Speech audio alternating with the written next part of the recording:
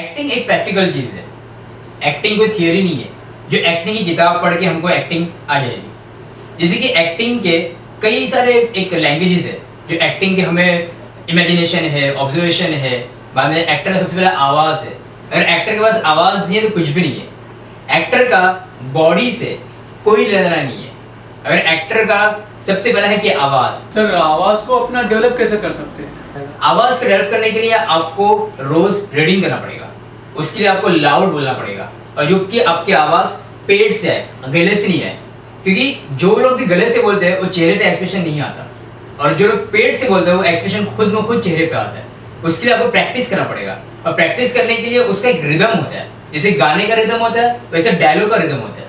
जैसे कि समझिए एक लाइन बोल रहा हूँ कि मुझ में अकल है, होश है, जान है, जानवर कैसे बन जाओ। ये 1 2 और ये 3। फिर अपने ग्राफ को नीचे लाया, और जब रीडिंग करो तो आप रीडिंग करते हो लाउड रीडिंग करो कि मैं कल यहाँ कब आने वाला हूं। इससे क्या होता है कि आपके आवाज में होल्ड होता है, आपके शब्द खुल के निकलते हैं और आपके आवाज का थ्रो आता है। जब तक आपके आवाज का थ्रो नहीं आएगा तब तक कुछ नहीं होगा। क्योंकि कुछ लोग क्या करते हैं कि कुछ लोग जब डायलॉग बोलते हैं तो अंदर ही अंदर बोलते हैं, उनकी आवाज कान तक नहीं पहुंच पाता। समझिए परफॉर्म करो आप थिएटर में या फिर आप माइक पे डायलॉग बोल रहे हो, तो आपकी आवाज जब तक माइक कैच नहीं करेगी तो माइक कैसे ऑडियंस के सामने आवाज थ्रो करेगी। तो एटलीस्ट माइक के सामने आपको थ्रो करना पड़ेगा, लेकिन आपको चीखना नहीं है, चिल्लाना नहीं है, लेकिन वॉइस का जो थ्रो है आपको वॉल्यूम उसको रेज करना है। जैसे कि थिएटर की एक्टिंग डिफरेंट होती है, फिल्म की एक्टिंग डिफरेंट होती है, लेकिन थिएटर की एक्टिंग जो है लार्ज एंड लाउड है। लेकिन इतने को आप इतना कर सकते हो, लेकिन जब आपको इतना नहीं आएगा तो कैसे करोगे। तो उसके लिए भी एक टेक्निकल है। बेसिकली एक्टिंग एक टेक्निकल जॉब है जो आपको टेक्निकली परफॉर्म करना है। जो हम आम जिंदगी में करते हैं वो हमको वो नहीं करना है, लेकिन आम जिंदगी में हम चीज़ों को ऑब्जर्व करते हैं और ऑब्जर्व करके हम उसको टेक्निकली परफॉर्म करते हैं। फिर उसको हम ग्राफिंग बनाते हैं, फिर उसको नंबरिंग देते हैं, बिल्डअप करना 1 2 3 4। तो ये एक रिदम जाता है, फिर वो बार के साथ में उसको परफॉर्म करते हो। क्योंकि इसलिए आम जिंदगी में और एक्टर में यही फर्क है।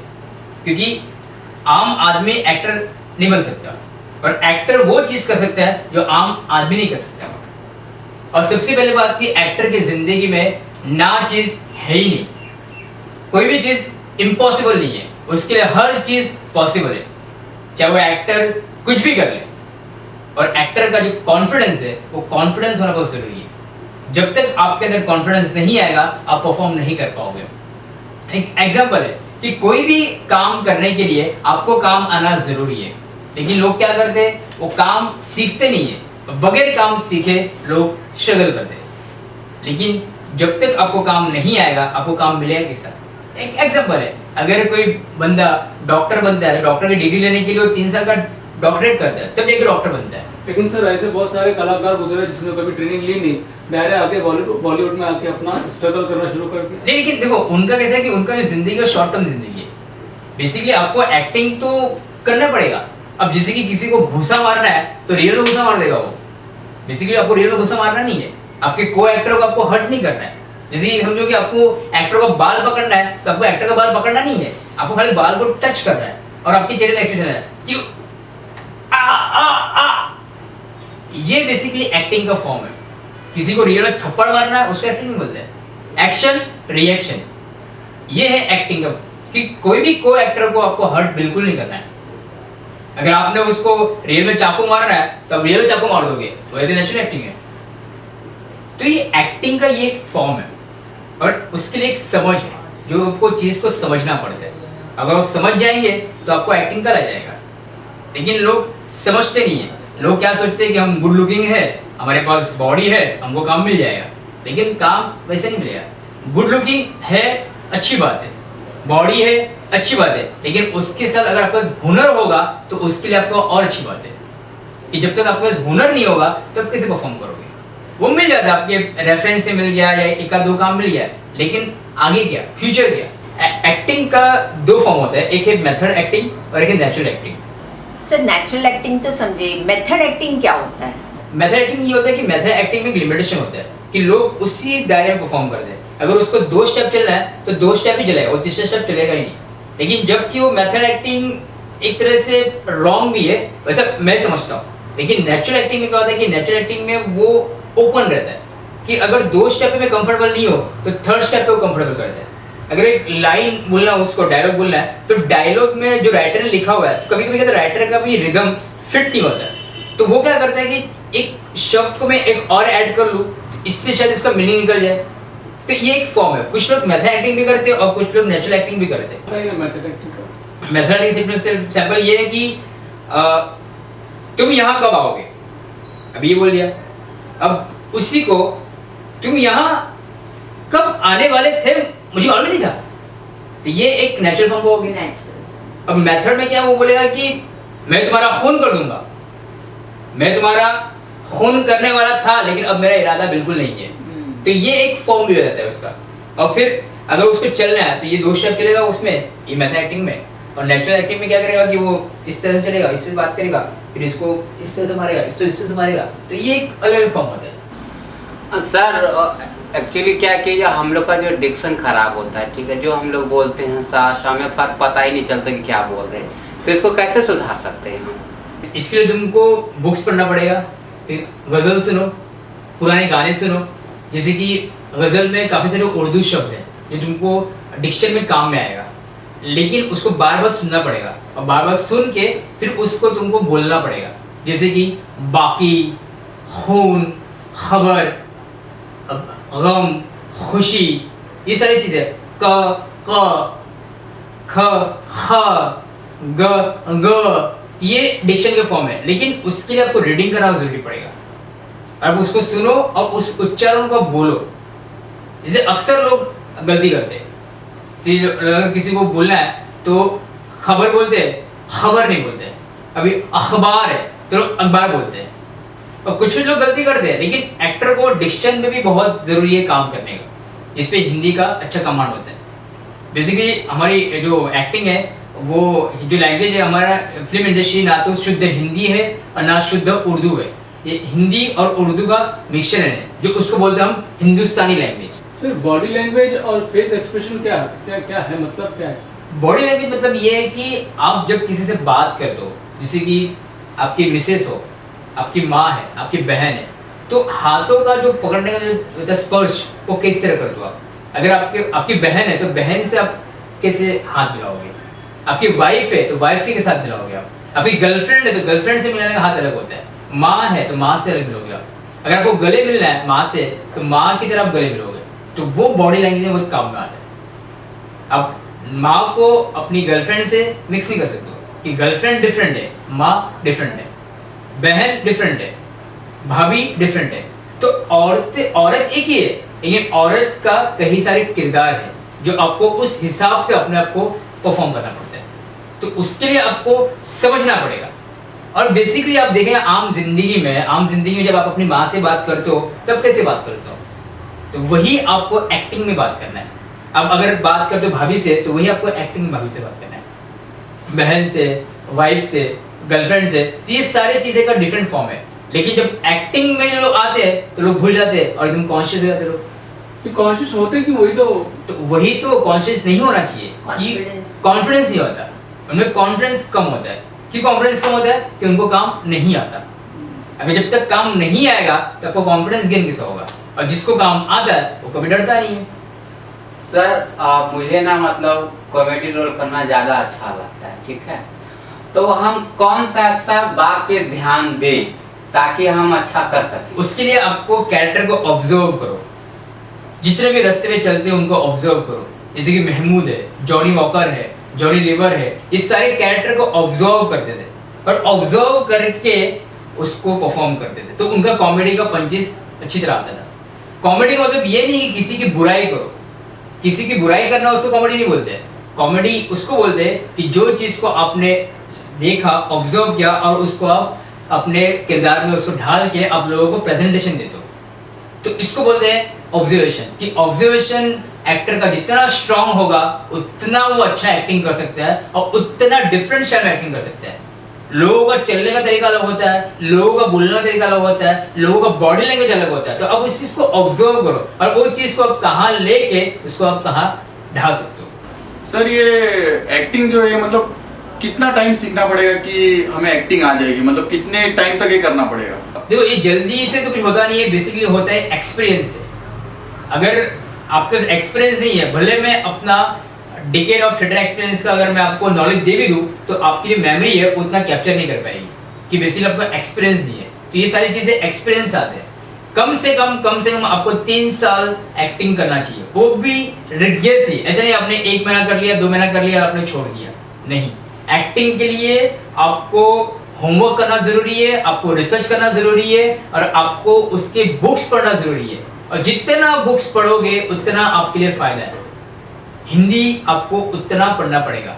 लोग क्या करते हैं कि लोग मेहनत नहीं करना चाहते, आज शॉर्ट टर्म में उनको सक्सेस पाना है, और सक्सेस पाने का कोई शॉर्टकट रास्ता है नहीं। अभी फिल्म में जो एक्टर डायलॉग बोल रहा है उसका कई साल का एक्सपीरियंस है जो वो डायलॉग बोल रहा है, लेकिन तुम लोगों को पता नहीं कि डायलॉग बोला कैसे चलता है, कौन से वर्ड को स्ट्रेस करना है और कौन से वर्ड को उठाना है।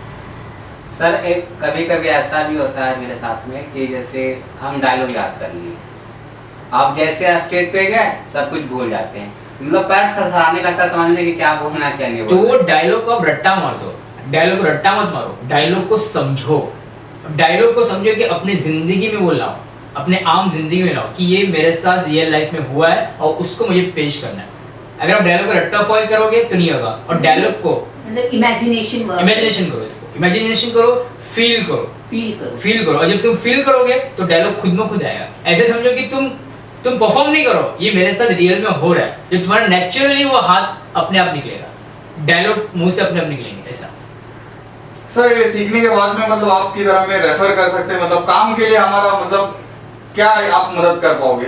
देखो पहली बात ये है कि कोई किसी को रेफर करता नहीं है, और जो बोलते हैं कि हम रेफर करते हैं तो समझो कि आपको बेवकूफ बना रहा है, कि कोई किसी को काम दिलाता नहीं है। काम मिलता है तो खुद के बल पे मिलता है, वो आपके टैलेंट पे मिलेगा। हम तो आपको सिखा देंगे, लेकिन जब आपको काम नहीं आएगा तो कैसे करेंगे? तो ये कोई काम देगा नहीं आपको खुद को अपने बल पे काम ढूंढना पड़ेगा। सर एक्टिंग की ज़बान में अगर हम किसी बड़े एक्टर को जिसके हम बड़े फैन हैं उनको फॉलो करके हम उसको अपने आप में ढाल कर एक्टिंग कर सकते हैं क्या? कर सकते हो, उनको फॉलो करो, लेकिन उनको तुम मिमिक्री मत करो, उनका पंक्चुएशन फॉलो करो। कैसे? पंक्चुएशन जैसे कि पंक्चुएशन मतलब ये होता है कि एक लाइन को अलग तरीके से बोलना। अब जैसे दिलीप कुमार है, दिलीप कुमार का स्टाइल अलग है, अब दिलीप कुमार का तुमको जो पसंद आया उसको तुम लो और अपने स्टाइल में मिक्स करो उसको, अच्छा, तो वो पंक्चुएशन तुमको काम में आएगा। मतलब हमारे इसमें दिलीप कुमार दिखना नहीं चाहिए और हम दिलीप कुमार का काम भी कर रहे हैं। काम भी कर रहे हैं। अब जैसे कि एग्जांपल शाहरुख खान दिलीप कुमार फॉलो करता है, बच्चन साहब दिलीप कुमार को फॉलो करते हैं, तो कई ऐसे एक्टर है कि दिलीप साहब को फॉलो करते हैं लेकिन उनको कॉपी नहीं करते। अभी एग्जांपल अमन वर्मा ने दिलीप कुमार साहब को कॉपी किया लेकिन वो फ्लॉप हो गया। क्यों फ्लॉप हो गया? कि उसने टोटली उसको ऑब्जर्व किया लेकिन उसको पंक्चुएशन ऑब्जर्व नहीं, उसने स्टाइल ऑब्जर्व किया। सर पुरानी फिल्मों के जो कलाकार थे और आज के ज़माने के जो कलाकार हैं, हम ये तो महसूस कर रहे हैं कि दोनों में फ़र्क है, लेकिन क्या फ़र्क है ये हमको समझ में नहीं आ रहा। फर्क इसलिए नजर आता है कि पुराने कलाकार जो परफॉर्म करते थे वो दिल से करते थे और उनके पास एक्सपीरियंस था, वो काम जानते थे। और आज के जो कलाकार है वो काम जानते नहीं है, वो सिर्फ एक ही काम जानते हैं, वो है बॉडी बिल्डिंग। इसलिए क्योंकि उनका डिक्शन नहीं है, वो अपने लैंग्वेज पे कमांड नहीं है उनका। और पुराने फिल्मों में उनका कमांड था। जब राइटर लिखता था डायलॉग तो अच्छे अल्फाज लिखता था, और आज के जो राइटर है वो अच्छे अल्फाज नहीं लिखते। कुछ फिल्में हैं जो अच्छे डायलॉग लिखते हैं। इसका कारण ये है कि आजकल जो स्क्रिप्ट आती है वो इंग्लिश आती है, हिंदी नहीं आती है। पहले हिंदी आती थी, अभी इंग्लिश अगर स्क्रिप्ट आएगा, अगर उसमें लिखा है खून तो KHLL लिखा हुआ, तो इसका डिक्शन कैसे आएगा? खून। और जब उसमें लिखा है तो ख लिखा है, ख की बिंदी है और न है, तो बराबर अनुसार तो सिर्फ खून, खबर, अखबार, तो इसलिए एक फर्क तो है। इसका मतलब सर हमारे जो राइटर है आज के और पुराने राइटर में भी कुछ फर्क होगा, इसीलिए एक्टर को ये प्रॉब्लम आती होगी। क्योंकि पुराने राइटर में उन्होंने अपने हालात से लड़ाई की है, अपने जिंदगी से लड़ाई की है, उनका ऑब्जर्वेशन बहुत स्ट्रांग था। और आज के राइटर में क्या है कि आज के राइटर किताब पढ़ के लोग राइटर बने, कोर्स करके राइटर बने। इनको ऑब्जर्वेशन उतना स्ट्रांग नहीं है जितना पुराने राइटरों का ऑब्जर्वेशन स्ट्रांग है। कि वो जब चलते थे फुटपाथ पे तो वो कैरेक्टर ऑब्जर्व करते थे और कैरेक्टर ऑब्जर्व करके फिर वो राइटिंग करते थे। और आज के जो है राइटर वो जाता है फ्लाइट में और वो जाता है ऑस्ट्रेलिया में, लंदन में, वहाँ पे बैठ के राइटिंग करता है। सर मैं कई थिएटर ग्रुप घूमा, कई 3 महीना, कई 6 महीना, कई साल भर, तो कभी किसी ने हम लोगों को ये नहीं बताया कि भाई थिएटर में स्टेज पर 9 कॉर्नर होते हैं, अप एंड डाउन होता है, और बैक और फ्रंट होता है, सैड सीन कहाँ होना चाहिए और एक खूबसूरत सीन कहाँ होना चाहिए, ग्राउंड का सीन कहाँ होना चाहिए, किसी ने नहीं बताया। न हमें किसी ने 9 रस बताया है, न हमें किसी ने 13 गुण बताए हैं, कोई मतलब कोई बताता नहीं। लेकिन एक मामूली गांव से आया हुआ कलाकार, थिएटर आर्टिस्ट मुझे ये सारी बातें बता रहा है, तो क्या थिएटर सिर्फ गांव में रह गया, शहर तक आया ही नहीं? हर किसी का अपना अपना सिखाने का तरीका अलग होता है। अब मेरा सिखाने का तरीका अलग है, उनका तरीका अलग है, लेकिन जो बेस्ट सिखाता है उसको जाते हैं। अब कुछ जगह बिजनेस भी हो गया कि एक्टिंग को लेके बिजनेस हो गया, सिखाते कुछ नहीं है, लाखों रुपए लेते हैं लेकिन सिखाते कुछ नहीं है। लेकिन मैंने कहा ना कि एक्टिंग अगर प्रैक्टिकली करवाए एक्टरों से, क्योंकि तुम एक नए हो, तुमको पता नहीं डायलॉग कैसे बोलना है, अगर मैं तुमको दे दूं स्क्रिप्ट आप बोलिए तो कैसे बोलोगे कि आपको उसकी जबान पता नहीं है। तो मुझे परफॉर्म करके वो बताना पड़ेगा कि नहीं इस लाइन को ऐसा बोलते हैं, इस लाइन को वैसा बोलते हैं, इसको बोलते हैं बिल्डअप, इसको बोलते हैं ये ग्राफ है और इसका मतलब है 9 कॉर्नर्स क्या होता है, बाद में आपको कैमरा फेस कैसे करना है, आपकी को एक्टर से कांटेक्ट कैसे करना है, वो सारी चीजें फिर हम बताते हैं आपको। क्योंकि हर किसी का अपना अपना फैकल्टी होता है, क्योंकि कोई भी चाहता नहीं कि एक रॉ बच्चे पे मेहनत करे, किसी से टाइम नहीं है, लेकिन हम करते कि हम चाहते हैं कि जो लड़का अगर सीख के जाए यहाँ से वो हमको आगे प्रमोट करे और लोगों को तो बताए कि आप यहाँ पे जाओ, ये आपको सही सिखाते हैं। तो मैंने कहा थियरी माइनर है लेकिन प्रैक्टिकल मेजर है। अब एक्टरों से प्रैक्टिकल करवाओ, अब जितना प्रैक्टिकल करवाओगे उतना आपसे बूस्टअप होगा, उतना आपका एनर्जी उसको सप्लाई होगा। थियरी में कैसा होगा? सर आप वो बता रहे थे फीलिंग के बारे में, तो कैसे फील करें? जैसे किसी चीज के बारे में हम सोचते हैं तो मतलब अपने अंदर कैसे फील करें कि हाँ मतलब मुझे लगे कि हाँ वो चीज हो रहा है हमारे अंदर। फील ऐसे करो कि सब जगह आप कोई इमोशन सेंस करो, तो अब फील करो कि वो हादसा मेरे साथ हो चुका है और वो हादसा मुझे यहाँ पे परफॉर्म करना है, तो उसको फील करो। जब फील करोगे तो लाइंस खुद में खुद आएंगे, आपको लिखने की जरूरत नहीं है, आप वो लाइंस खुद में खुद बोलोगे। जब आप आम जिंदगी में रोते हो, आप अपना दुखड़ा किसी से बोलते हो तो थोड़ी ना आप स्क्रिप्ट लिख के बोलते हो, आप तो खुद में खुद बोलते हो ना अपना लाइंस, तो उसको फील करते हैं। तो फील करके आपके दुख खुद में खुद निकलता है। जब आपको गुस्सा आता है तो आप कैसे फील करते हो कि यार किसी ने मुझे डिच कर दिया, किसी ने मुझे मार दिया, तो कैसे गुस्सा आता आपको, तो आप फील करते हो। तो वही फील आपको यहाँ पे लाना है, लेकिन टेक्निकल फॉर्म में।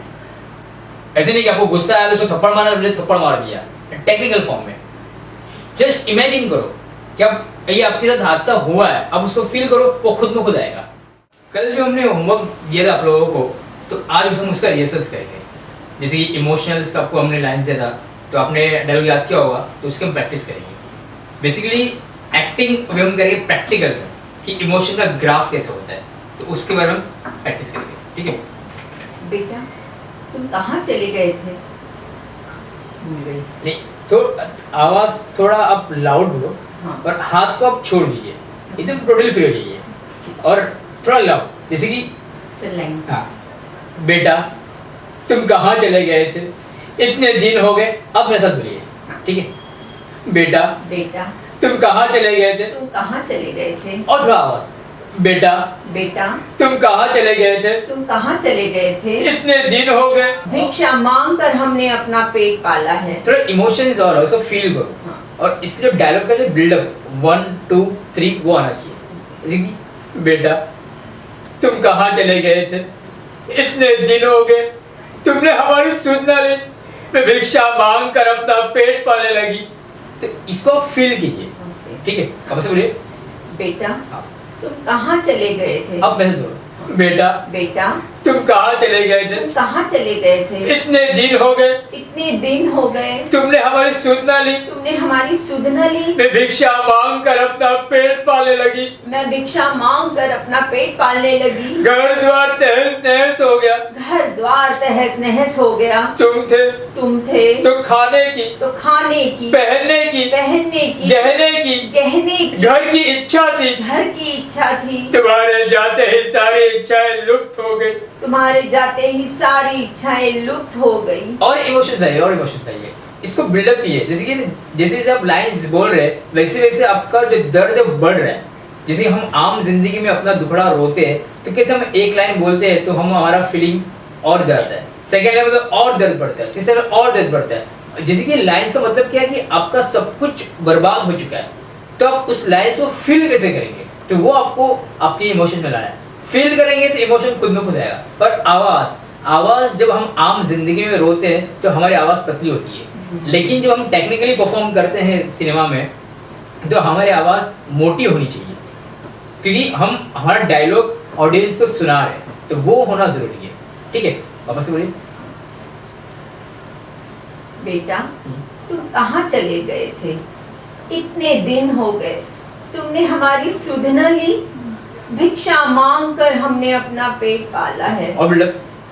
तुम थे तो खाने की, पहनने की, ओढ़ने की, गहने की इच्छा थी। तुम थे तो खाने की, पहनने की, घर की, गहने की इच्छा थी। तुम्हारे जाते ही सारी इच्छाएं लुप्त हो गई। 1 2 3 और फिर शेप। तुम थे तो खाने की, सेकंड, पहनने की, थर्ड, घर की, Fourth, गहने की Fifth, इच्छा थी। तुम्हारे जाते ही सारी इच्छाएं लुप्त हो गई। तुम्हारे जाते ही सारी इच्छाएं लुप्त हो गई। तुम्हारे जाते ही सारी इच्छाएं लुप्त हो गई। हाँ। नहीं पिताजी, हम शादी नहीं करना चाहते हैं। आप अरे नहीं पिताजी, हम शादी नहीं करना चाहते। नहीं पिताजी, हम शादी नहीं कर। आराम से कहीं भागो मत। शब्दों को पकड़ो और जमा के। नहीं पिताजी, हम शादी नहीं करना चाहते हैं। नहीं पिताजी, हम शादी नहीं करना चाहते। शादी, शादी बोल रहे सर। सारी शादी सर। अरे शादी नहीं, शादी। शादी। हाँ, नहीं पिताजी, हम शादी नहीं करना चाहते। नहीं पिताजी, हम शादी नहीं करना चाहते पिताजी। हाँ, लेकिन शब्दों को क्लियर बोलो, भागो मत। डायलॉग को आराम से समझ के बोलो। अगर आप तेज भागोगे तो ऑडियंस को समझ में नहीं आएगा। तो आप परफॉर्म किसके लिए कर रहे हो? ऑडियंस के लिए कर रहे हो। आराम से शब्दों को स्ट्रेस करो, उसका मीनिंग निकालो। ठीक है, वापस से बोलो। नहीं पिताजी, हम शादी नहीं, अब ऐसा बोलो। नहीं पिताजी, नहीं पिताजी, हम शादी नहीं करना चाहते। हम शादी नहीं करना चाहते। शादी। शादी। हाँ, शादी नहीं, शादी। शादी। हाँ, एक है स और एक है श। शा। हाँ, श। एक स। हाँ, श। श अंदर जवाब में लाओ। श। हाँ, नहीं पिताजी, हम शादी नहीं करना चाहते। नहीं पिताजी, हम शादी नहीं करना चाहते। हाँ, वेरी गुड। वापस बोलो। नहीं पिताजी, हम शादी नहीं करना चाहते हैं। हाँ, और वापस बोलो। नहीं पिताजी, हम शादी नहीं करना चाहते हैं। हाँ, ठीक है, बढ़िया। आ गए मेरी मौत का तमाशा देखने। सर मेरी आवाज साफ नहीं निकलती है। नहीं, आपको नाना पड़ेगा, एक्टिंग नहीं करना है। सर, आप मैं- जो हो आपको वो परफॉर्म करना है, आपको किसी की कॉपी नहीं करना है।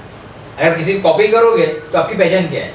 वो तो उनकी पहचान है जो उन्होंने परफॉर्म किया है। आपको अपना स्टाइल क्रिएट करना है, आपको अपना पहचान बनाना है। अब जैसे कि आपने कहा कि आपकी आवाज नहीं निकलती है, तो आवाज की सर मेरी आवाज ना जैसी अभी है तो वो है ना गले तक ही रहती है, पेट से निकलती ही नहीं है। तब उसको थ्रो करो, चिल्ला। नहीं, डायलॉग के साथ। जैसे कि कितनी बार उसे कहो, कितनी बार उनसे कहो कि अब ये चक्की वक्की को बंद करो। अब ये चक्की वक्की को बंद करो। भागना नहीं है, अच्छा भाग गया। पकड़ के। कितनी बार उसे कहो, कितनी बार उनसे कहो अब ये चक्की वक्की को बंद करो। अब ये चक्की वक्की को बंद करो। अभी इसको और हाई पिच में बोलो। कितनी बार कहा? अरे वो एक मैं बोल रहा हूँ, एक है कितनी बार उनसे कहूँ, ठीक है। सेकंड है कितनी बार उनसे कहूँ, फिर थर्ड है कितनी बार उनसे कहूँ। तो ये 1, ये 2, ये 3, तो वेरिएशन में तुमको ये काम में आता है। फिर इसके आगे था विस्परिंग, कितनी बार उनसे कहूँ। सर मुझे एक भाई बात पूछना है, मैंने काफ़ी रिसर्च करने के बाद एक पता चला कि जो रोमांटिक जो सीन होते हैं, चाहे वो किसी भी एक्टर को, वो इतना स्लो बोलते हैं सर, ऐसा क्यों? तो उसमें भी आपका आवाज का थ्रो होना चाहिए ना। अगर आपको स्लो में बोलना है, कितनी बार उनसे कहूँ, तो भी आपकी आवाज मात्र बोलना चाहिए।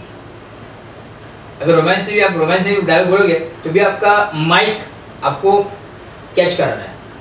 जब आप डायलॉग थ्रो करोगे नॉर्मल में भी, तो आपका आवाज का थ्रो तो आना चाहिए। अगर आप लो में बोलो, तो भी आपकी आवाज वहां तक पहुंचना चाहिए। इसलिए आपको फर्क पता ना कि 1, 2, 3, 4। जब आप हाई पिच पे जाओगे, तो आपका लो पिच में भी डायलॉग आराम से निकलेगा।